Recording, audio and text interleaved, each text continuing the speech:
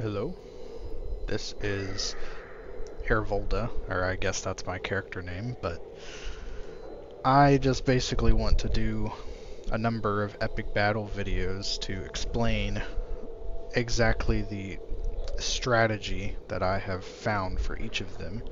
So this first video I'm making is just going to be a simple explanation of the whole concept of epic battles and go over some of the traits and what I would recommend using. So starting off, we have the epic battle screen. You can access it from this little arrow, or Shift B is the shortcut for it.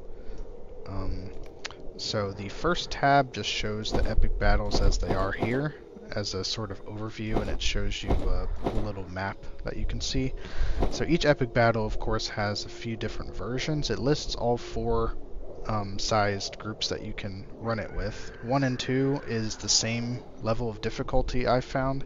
Having two people actually makes it a lot easier than doing it solo, but all of them are possible to solo, and most of them, if not all of them, are possible to get the highest ranking, which is Platinum, which I'll go over in a minute.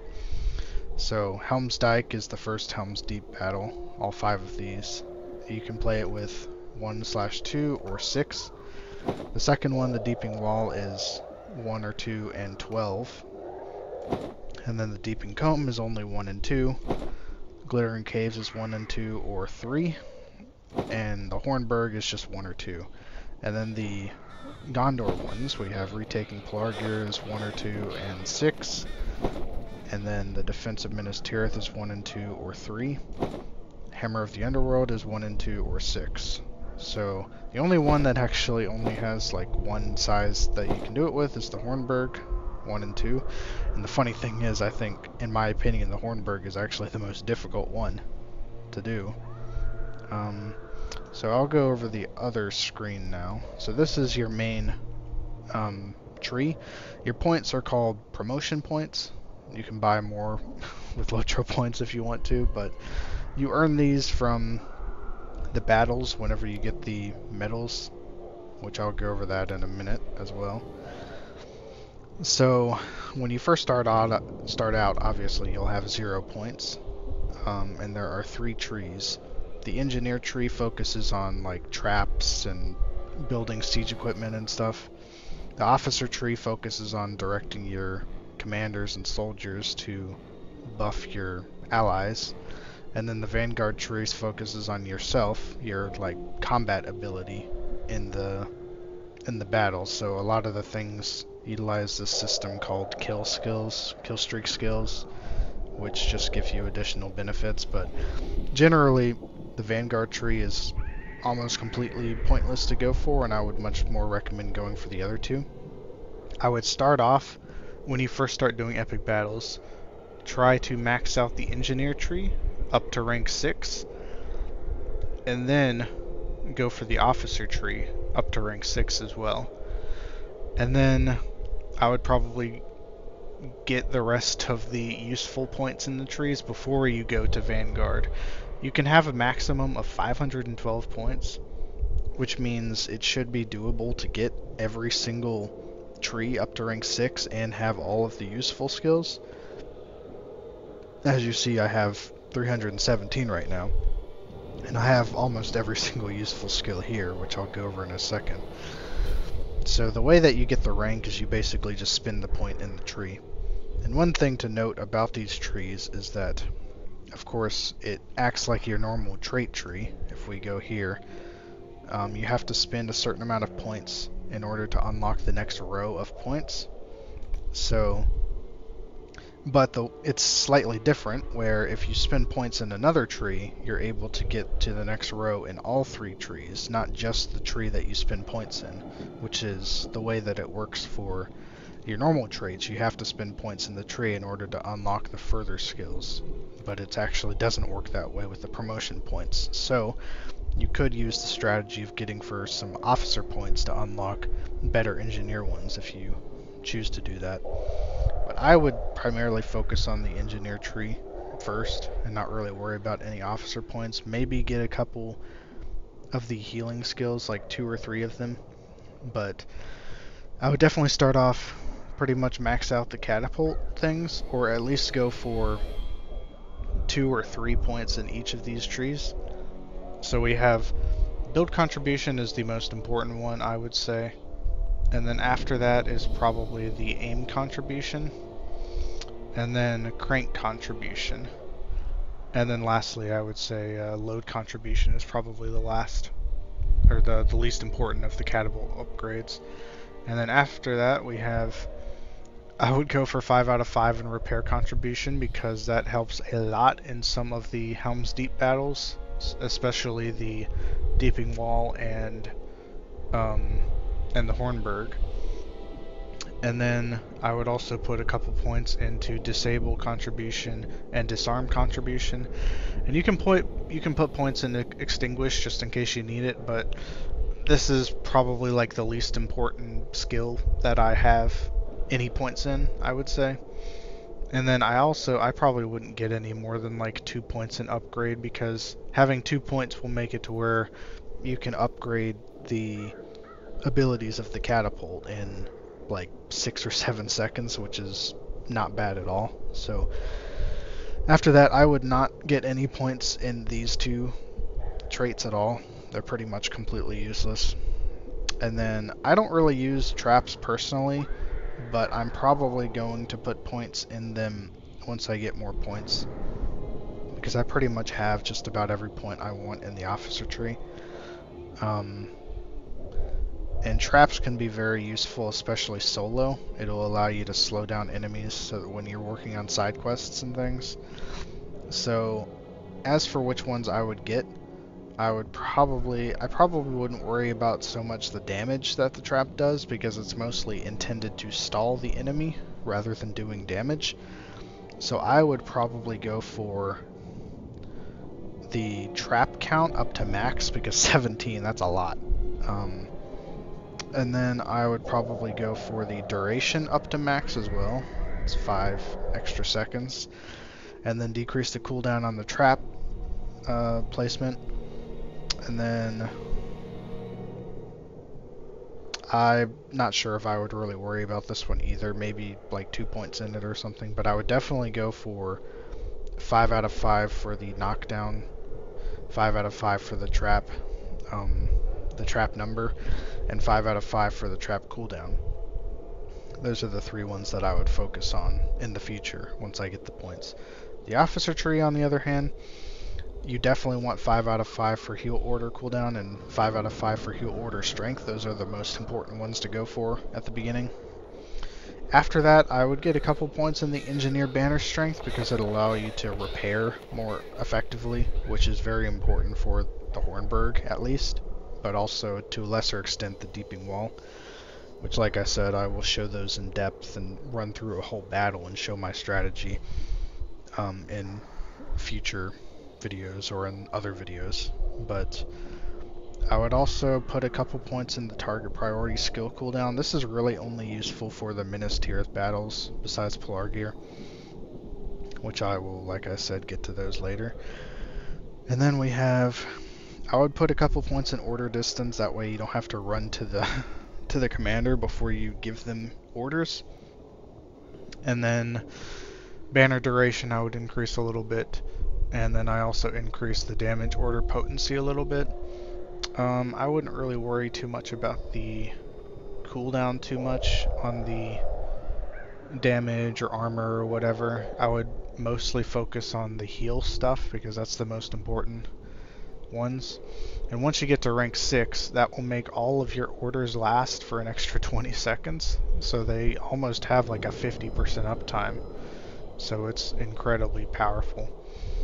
I'm not going to talk about the Vanguard tree at all, because I said it's not really useful at all in terms of completing the battles, but once I get the points, I'm sure I'll probably max that tree out as well if I continue to farm up epic battles. So now let's just talk about the epic battle rewards or whatever, or the medals. So every epic battle can be up to platinum. And each epic battle will spawn between 2 and 3 side quests. it's guaranteed to spawn the same number of side quests for the same battle every single time.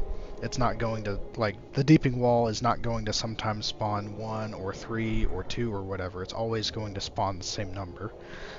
The only difference is which side quests you get. And the side quests, I believe, spawn the same side quest at the same time every time. So if you get past a certain point in the battle, it will not spawn blank side quest anymore. It'll only spawn, you know, the other 2 side quests or whatever, if that makes any sense. So it splits them up into the various versions. So some of the epic battle, like this raid version for example, has completely different side quests that you can have.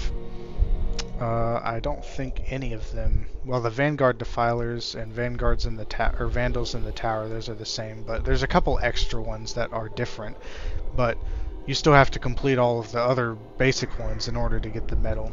And I might do that in the future just to kind of say that I have the full completion, but in order to get platinum, you have to get platinum on the 2 side quests, which require a, you know, specific strategy. Sometimes you can't. Sometimes you don't just do like the main objective. Sometimes you have to do an additional task in order to get the extra merit, in order to get the platinum.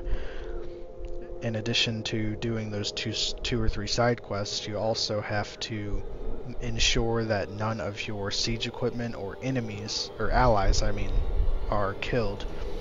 And sometimes you even have to protect things like barricades and banners, which I was talking about before. That's the reason why the repair trait is so helpful. So I haven't quite gotten platinum with everything, and I've really only run the Hornburg like 2 times total because it's difficult. And I'm sure I could probably do a bit better now that I have so many more points, but the last time I did it, I probably had like 100 total points spent. So I'm sure I could probably perform a lot better now. So these are the total lifetime medals. This is 23 total platinum medals. And the way that it works is, I think you get different, yeah, so these aren't cumulative, but they are cumulative when you, let me think of a way to put this. They're cumulative when you get the platinum. So if you get the platinum, the gold, the silver, and the bronze. You get all 4 of them if you get the top medal, and same with gold, you get the bottom 3. It doesn't show in the medal list here, but you get the rewards and the bar, which basically when these bars fill up, you get a special little chest thing that pops up in your inventory, or it might pop up in the little loot panel on the right side, or the loot the area loot screen. And these will basically give you the stars of merit, which are the main currency. So let me run over to the shop real quick, and I will show you exactly what you're going for. The reason why these epic battles are really anything to do at all. So there's standard honors, which are plenty to do. As you the can level, surely see, we're low on helping hands. The level 95 stuff, or I guess they're level 95, yeah. There's also level 100 stuff in here. The city may not be as bright as it once was, but it still is strong. Basically, the only difference between the two is made that it here safely, with the enemy all around. Standard stuff is teal, so it has slightly less stats. And then the high honors is legendary, so it has a lot more stats. The bonuses are exactly the same, and the level that it is exactly the same. So there's a level 95 version of these, and you can check out your specific class. So the goal is to get a full set of these. Unfortunately, there's a set bonus to complete with the pocket item, but I pretty much always use the tortoise stone, so I can't really do that. So to complete the set bonus, basically all I did was I just equipped a blue teal, because I'm guessing the legendary one, if I equip two of the same legendary items, it probably wouldn't work with the set bonus, so I just went ahead and did the blue one instead.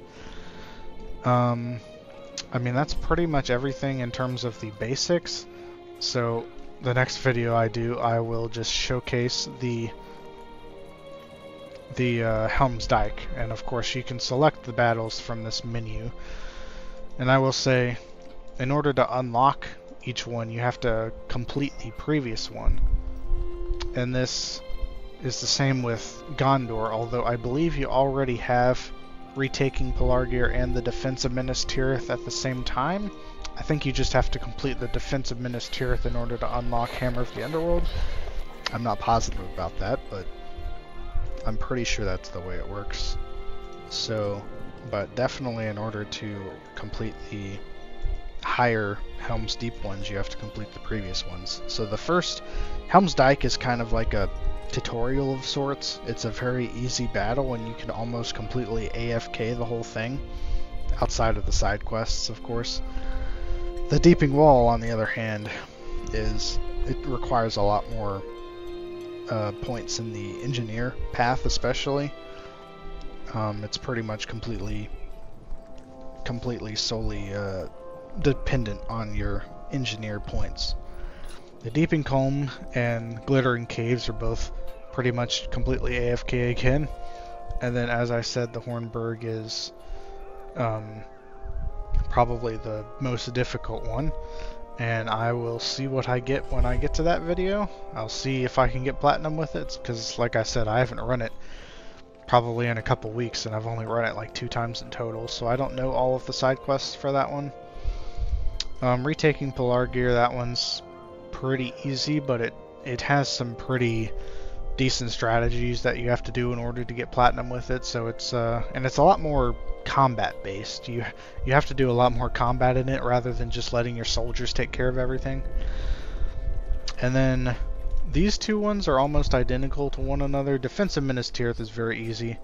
Hammer of the Underworld is a little bit more difficult, but both of them are almost exactly the same. It's just Hammer of the Underworld definitely does require some more points. You need points really in both trees. Defense of the Minas Tirith is mostly focused on the officer tree, and all the other ones are, I mean, I would say engineer mostly for the Helm's Deep ones.